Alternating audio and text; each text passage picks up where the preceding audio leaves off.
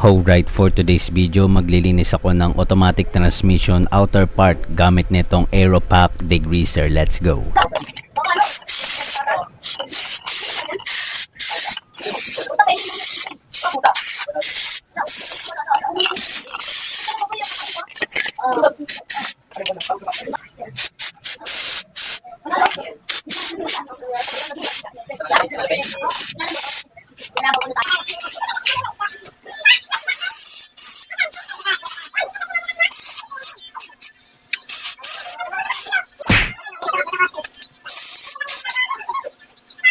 Dito ginak ko yung kotse para malinisan ko na maigi yung transmission. Kaya ako pala nilinisan to kasi maglo long rides kami going to KM90 para matesting na rin yung bago nating transmission, no. Hindi ko pa kasi na long ride to since nung napalitan ng transmission para ma-check natin kung good siya, kung maglilik ba. Alright, ayun, no.